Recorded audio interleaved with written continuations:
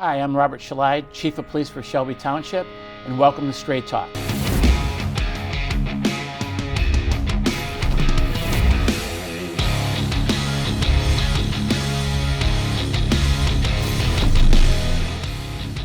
This month we have Sergeant Mark Benedettini on our show.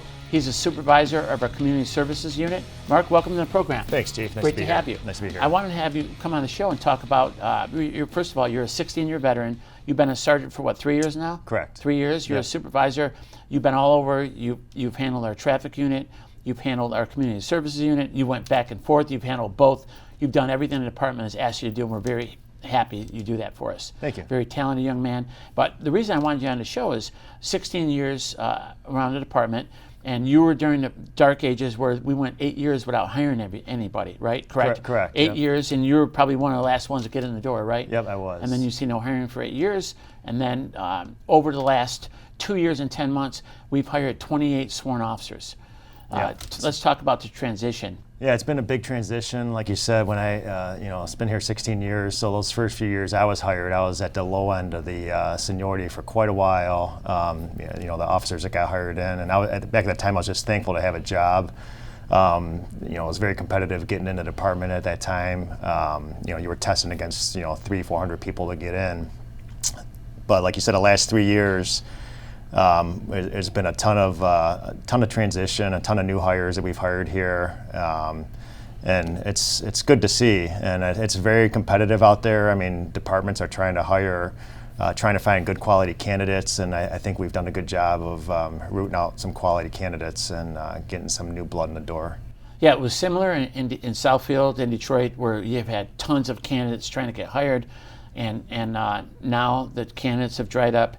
And I've talked about in previous programs why the candidates have dried up. Yep. But the bottom line is what we are doing is we're getting good, high quality people. Would you agree with that? Yeah, I agree with it. And you're getting a good mix of cadets, which you kind of saw this coming with all the transition of officers were going to be retiring.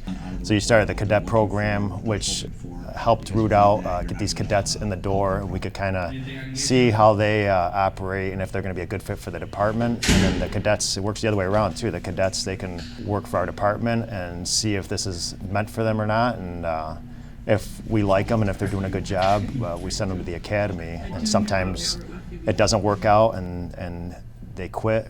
And actually it's better off that way. That's what the program is designed for. So we're getting a lot of cadets that are going through the academy, and then we're also getting a good amount of laterals from other departments. And I do backgrounds, so I see both ends of it. And I just did a background on someone with 17 years experience from another department that wanted to come to Shelby. So we're getting a good mix of laterals and cadets, and it's good to see. I agree. You just said something that triggered this thought process. I'm chuckling in my mind. You mentioned the cadet program, and I'm glad that the Board of Trustees had the foresight to accept my recommendation to put the cadet program, because if they didn't, I'd be living on a beach in Florida right now, because the department would have failed. I can tell you that right now. The cadet program has saved us. I think out of the 28 people we've hired over the last 34 months, 23 came from the cadet program. So incredible numbers. And what I've seen, while we've hired a few laterals that I absolutely I couldn't be happier with them. I could tell we're getting Nashville. Yep. We hired a young man from Denver. We got someone locally, another guy, actually a couple local guys. Yeah. Then we had a young man from Texas we brought in. And these guys are talented, they're skilled, they're knowledgeable, they know the job. I couldn't be happier. But what I've also noticed, for every guy like that we get, there's 3 or 4 trying to get hired that I don't want to bring in the door for different reasons, okay? And if we didn't have that cadet program, we'd have to open the floodgates and let these people in. And I can tell you right now, the department wouldn't look the same. The complaints would go up, the resident satisfaction with the department would go down drastically, the lawsuits would go up, and I can't lead an environment like that. So I have to give the Board of Trustees tons of credit for seeing this. And specifically, I remember when I brought up the program to them, I was just trying to get in the door, and they asked me what we wanted to pay them. And I said, I don't know, $12 an hour or something. And Stan Grote, the township clerk, spoke up and said, no, give him $15 an hour. This is 4 years ago. I remember that. Well, yeah. Nowadays, these guys are getting $15 an hour to work in a Taco Bell. And McDonald's, okay, you're getting $1,000 signing bonuses. You're paying for their school to come flip hamburgers. So, dollar amount, that was good foresight by Stan to, save the $15. I really believe the cadet program is what's kept us afloat. And I'm glad you mentioned this. But like I said, I wouldn't be dealing with it. I'd be down in Florida right now, Right. Or out in Nevada, one of the two. But one of the young men that I'm extremely impressed with is Officer Jacob Zelenik. Okay, I knew he was a cadet here for a while. Ron Mix and I, who was the supervisor, talked about Jacob, and Ron, said, "Look, this young man's going to be a star, whatever." He did a ride along with Shelby TV recently, and we're gonna show you right now. Stacy, can we see the clip? This is B shift, day shift, 6 a.m. to 6 p.m. if you don't get held late on a late call. And I'll be working the Charlie area today, which is down in the south end, Hall Road to 23 miles, Shelby Road to Hayes. So one of the busier areas, a lot of our residential houses, a lot of our apartment complexes, a couple of our apartment complexes are down there. And Hall Road's always fun to work on. Hall Road's always pretty busy, so one of the busier areas to work in. When I was growing up, I always knew I didn't want to sit behind a desk all day. It was always something. It was either going to be law enforcement or military. And my grandpa was worked for DPD for 29 years, and then even after he retired that, he went and worked for hospital security. So, just growing up around him and always listened to the stories that he had to tell, over the years, and kind of see the kind of person that it molded him to be. He's always been a role model of mine, and that's always the goal, is to be more like him, as someone that I look up to. So also I want to be able to look back 25, 30 years from now and be able to say that I experienced all these things rather than I didn't really do much. And so far the job is not disappointed. Like, I was going 58, it's a little too fast on 23 mile.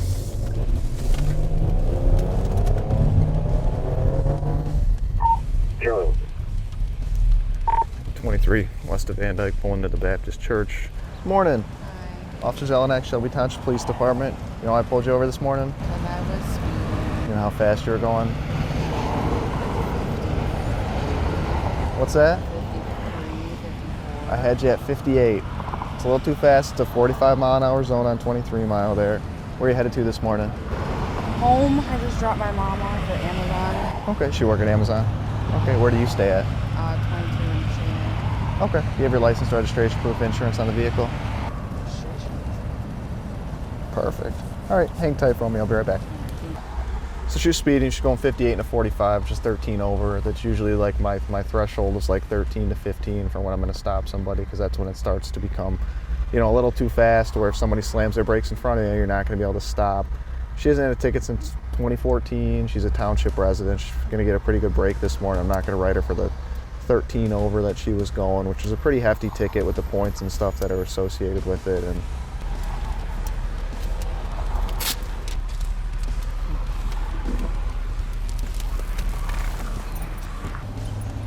okay, ma'am, here's your information back for you.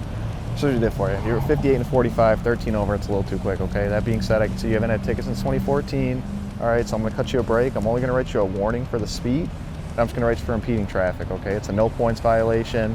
That being said, you've been perfectly kind with me. I have no issue, you've said, to make a court date and ask the judge for a little leniency on the fine. That's totally up to you.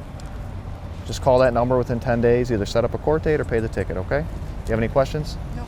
All right, drive safe, slow it down a little bit for me. Yep. Like I was saying, another important part of this job was listening. So we're on that traffic stop. I don't know if you heard, but another guy, one of my partners, called out a traffic stop at Van Dyke and Central Park, which is coming up. So we'll go pull up on his stop and make sure everything's okay. That's the nice thing about working here too, is, we usually have a lot of people working, especially on days. So anytime you make a traffic stop, like I had my partner pulled up with me there, or we'll pull up with him right here and make sure everything's okay. I was concerned about the camera.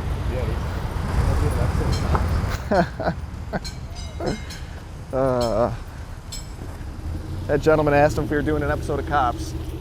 This job now, it's a lot of people just see us as a uniform and not a person behind it, and getting out and talking to people kind of gives you that opportunity to be like, hey, look, yeah, we're here to do a job, but you know, we're still people too, you know, that have feelings and care about this job that we do, you know. And Need anything from us, we'll get out of here, okay? like I said, it just gives you a good opportunity to do that, and it's important, you know, to build that rapport with the community, because when you're seeing people on their worst day, and you know, having that rapport kind of gives you the opportunity to be like, okay, yeah, this is your worst day, but I'm here to make it better. And when the community understands that, it's just a better relationship between the police department and the people that we're here to protect overall. You guys have some issues this morning? Yes, we did have situations. Okay. What's that? Are we on camera? You're on double cameras now. Okay. Yeah, so basically what had happened was came into the office, I guess this morning. She's being evicted, and she harassed the staff. She was videotaping staff, things like that. Okay. I pulled up to the office. She was running around the office and running around outside with a big, huge trash bag, threatening myself, saying, "Get out of your car." I couldn't really quite hear what she was saying, but she's waving the trash bag at me. So I walked in, and I went outside to look at the swimming pool. She's standing by my vehicle. As far as her yelling at you, I mean, she's allowed to be upset. There's nothing criminal there. Right. I do understand what you're saying. So what I'll do is I have your information, you have her information.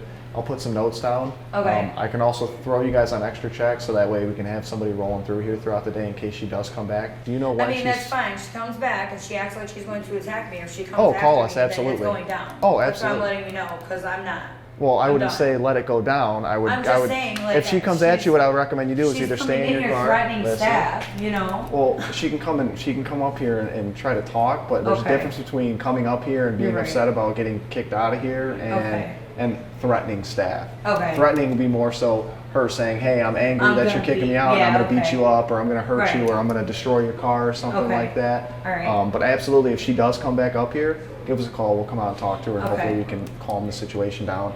But again, you have a right to defend yourself, but what I would Right. recommend you do is if she comes back up here and you're inside, just lock the door, let us come up, stay in your car, lock yourself in the leasing office. It's Okay. not worth potentially getting hurt over just Right. because she's upset that she's getting kicked out. Okay. Did you say that she's already been served with eviction papers? Or She has been served with eviction Okay. papers. She's just waiting for the bailiff to come remove her.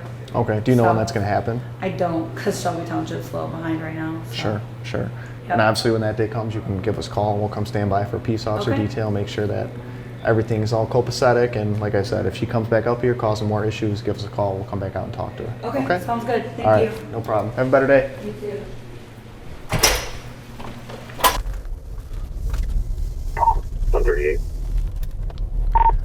She was gone on our arrival. No threats made. Staff is advised to call back if she returns. Be clear.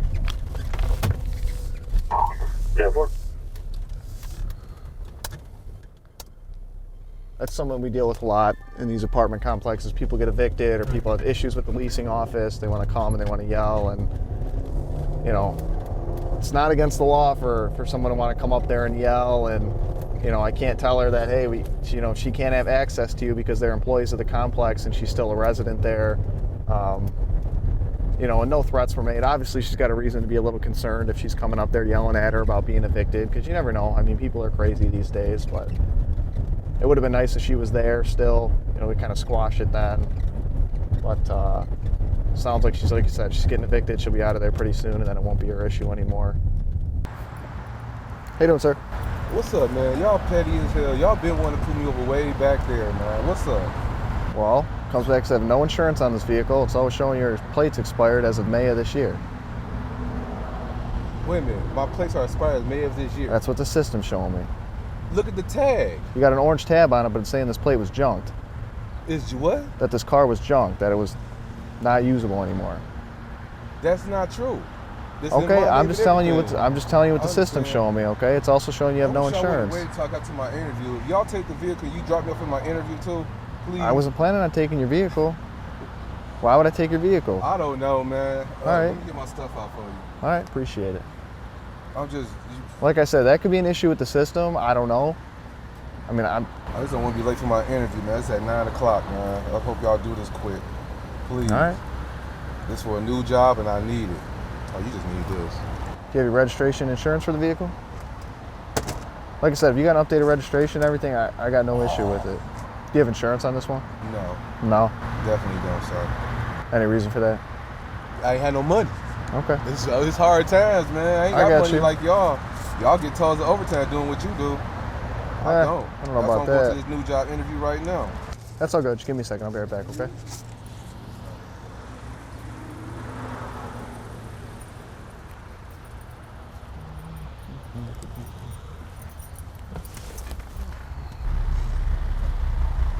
I'm gonna grab the VIN. It's an improper plate.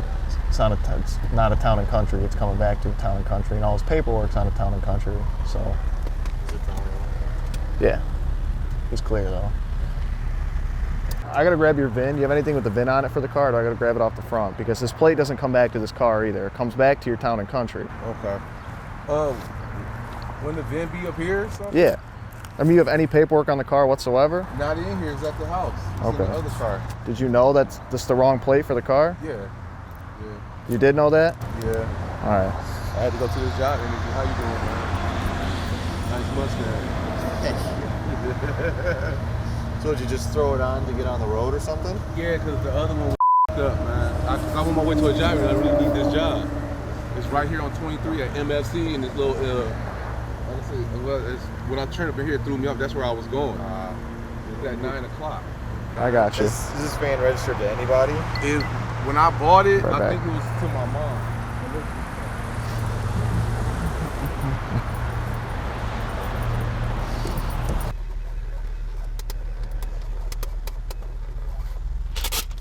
What's up? What's the bad news?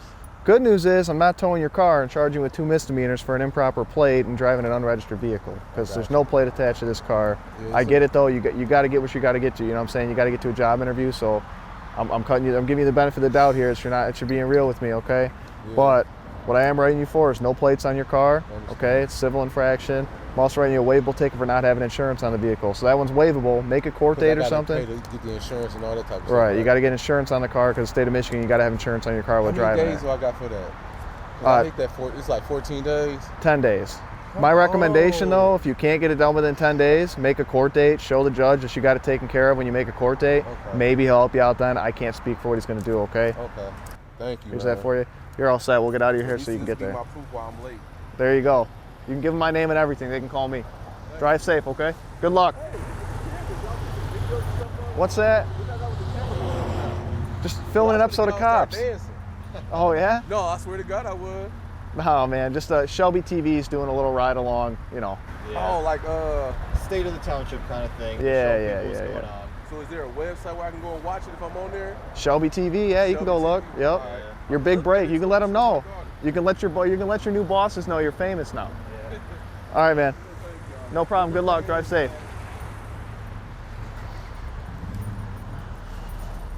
Thank you, Sticky.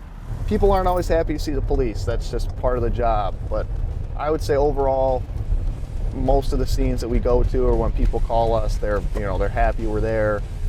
You know, you see all this stuff on Facebook and YouTube about people, yelling at cops and not wanting to be there, and we do deal with that. But like I said, I think a vast majority of the people that we deal with and the citizens of this community are happy when we're around.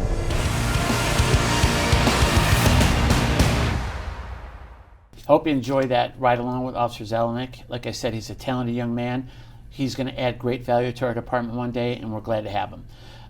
Sergeant Benettini, when you got hired, you were on patrol. Get on patrol, keep your mouth shut, don't say a word, right? Was that the whole rule, how it used to go? Yeah, 16 years ago when I got hired, you were on the road. You were most likely on midnights. You were stuck on midnights, and you couldn't do a thing for 5 years. It was part of the union contract was that you had to work the road for 5 years before you can even consider working a different job as far as a different bureau, like the detective bureau, school resource officer. You have to do your 5 years on the road. You changed that, whereas if we see someone that comes in that's brand new and they're working their butt off and they're a good worker and they're a good leader, why do they have to wait 5 years? Why not let them be an FTO right away, or be a member of the tactical response unit right away, or the detective bureau, so they can put in for those positions, and then they interview against the other officers, and if they're qualified and they're good enough, they get the job. And we've seen a lot of the younger officers get specialized bureaus because they deserve it, and I think that was a good move, and that's a big incentive when I do these backgrounds and talk to some of these guys that want to come to our department. That's one of the things they mention to me a lot of times is that, you know, you guys have a lot of different bureaus, and I'm stuck working the road at this department. I want to do something different. So that's one of the incentives of getting these new hires in here as well. From day one, I've learned that opportunity is the key. You've got to give opportunity to people, you know, not even worried about outsiders, but people actually work here to stay motivated, to stay in the game. So one of the young men that we gave a great opportunity is Tommy Gibbs. He's currently in our detective bureau now. Yep. And he came from Madison Heights. I think he's got around 2 years in a job, and they love him back in the detective bureau. And right before he went in the detective bureau, they did a ride along with him, and Shelby TV did. And Tommy, let's see how he did. I've been with Shelby Township a little over a year, I think. I'd say like maybe like a year and 3 months now.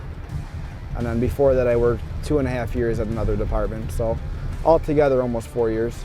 The nice thing is, compared to where I came from, is the community here is like really, really, you know, supportive of us, and they have our backs. You know, if we need something from the taxpayers and stuff, they look out for us. It's nice to drive down streets and people wave and, you know, say thanks for all you do. It's good to feel appreciated.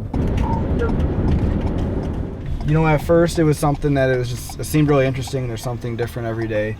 And then once I started, you know, taking my criminal justice classes and stuff in college, it was something that I really fell in love with. And yeah, now here I am, and it's every day something different. You meet a whole lot of different people, have all kinds of different experiences. We have a job to do, and you know, if we're doing something that you don't like, it's not necessarily something personal.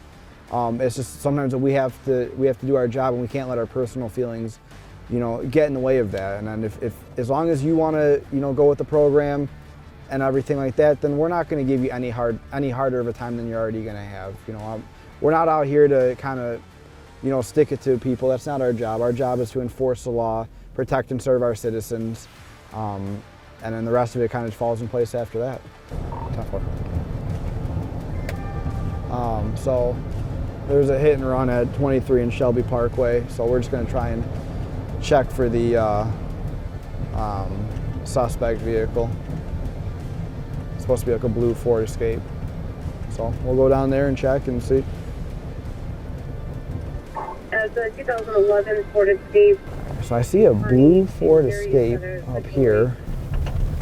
It looks like it might have some front end damage.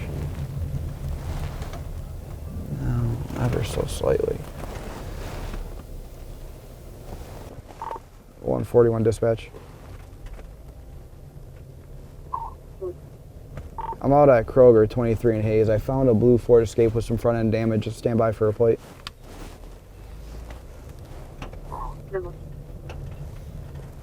Should be occupied, 2 white females.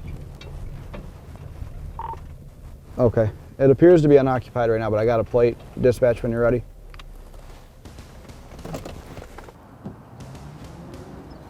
I bet you that's the car. It's still warm, so they probably just got here. So what we'll do is we'll see if dispatch can find a phone number for him, and then call him and just have him come out and we'll talk to him and see if they have any idea if this is, you know, if they were involved or not. You can see if there's any gold paint transfer on that bumper. It looks like there might be a little bit. It's hard to tell though.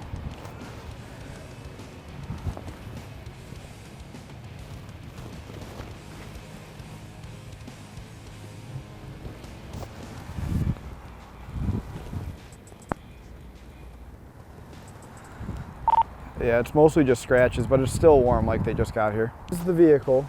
Dispatch got a hold of the registered owner. I guess his wife was driving. 139. She doesn't speak English, and therefore didn't know she was supposed to stop. So they're on the way back from.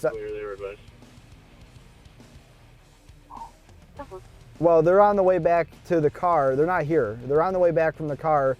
Or to the car. They're coming from 17 and Shaner. She met her husband and had to go drop somebody off at 17 and Shaner. So they're on the way back here if you want to, if you want to scoot down here. Okay, well, we'll hold it down until you get here. Yeah, no problem. All right, bye. So basically, dispatch got a hold of the registered owner. He said his wife was driving. She didn't know that she was supposed to stop if you get into an accident, I guess. They're on the way back to the scene, and then when we're done, Officer Sinishtai is going to come down here as well, and he'll handle the rest of it. He's our afternoon traffic unit, so he usually handles most of the crashes and traffic-related incidents that go on throughout the night. I did not talk to her. Dispatch did. Dispatch talked to her husband. He said that she does not speak English, and she did not know that she was supposed to pull over when she gets into a crash. She still came here, met the husband. The husband was dropping somebody off at 17 and Shaner, and now they're on the way back from 17 and Shaner. So, they're supposed to be in a white Pacifica. So, you need anything else from me? I think we're all set. Yeah, no problem. I'm gonna clear up then and try and go do something. So, when you drive behind people, they're not doing anything wrong, they're not speeding, but they still get nervous. I mean, I think it's only natural. I mean, even as a police officer, sometimes, I'll see a police officer behind me, and when I'm off duty in my personal vehicle, I'm like, oh, did I do something, and think like, oh, maybe they're, you kind of get that, just a little bit of anxiousness and stuff, and it's understandable. I think mostly it comes from, most people are law-abiding citizens, so for them to, be in trouble, if you will, even if it's not really that they're in trouble, that kind of can maybe shake them up a little bit, but just make them nervous, because that's not something that they're used to. They don't, they're not used to being in trouble or being stopped by the police and stuff. Powering Keeps out like a lot he's of in local long businesses court. at ease with even like little checks like this. Just for them to know that we're out here and we're looking out for them. We're keeping an eye on their business while they're not around, and again, like I said earlier, that's our job. It's, that's our way of serving the community, our taxpayers, our business owners. They want to see us in the neighborhood. They want to see us at their business, or when they're out and about just living their daily lives. So I like to try and make it a point, if I can, to get to all of my roll call checks for my area every night and just put a note in the call saying that everything checked okay and no issues, and then we'll move on to the next one. We have the vehicle down in traffic, 25 in Lawson Creek. Hey, how you doing? Hi. How are you? Good. I saw you sitting over here. Just want to make sure everything was okay. Everything's fine. I was just taking a picture of the phone number for the vehicle. Okay. All right. If you're good, I'm good then. Thank you. Have a good night. Sir. Yep. Take care.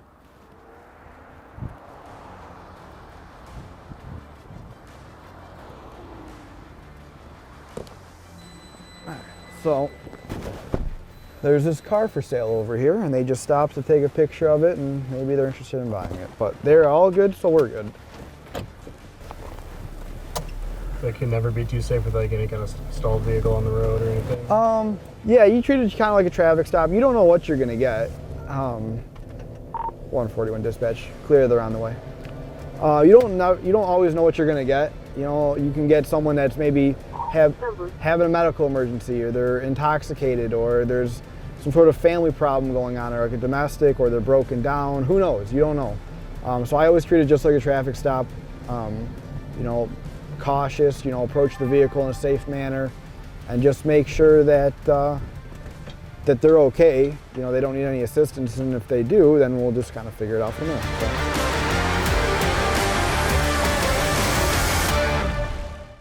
You've just seen Detective Thomas Gibbs, who was then Officer Gibbs, on a ride-along.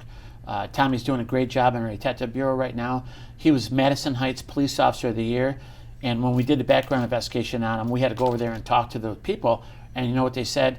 Please, Benny, they said, please don't take him from us. So we're glad we have Officer Gibbs. He's doing a great job for us.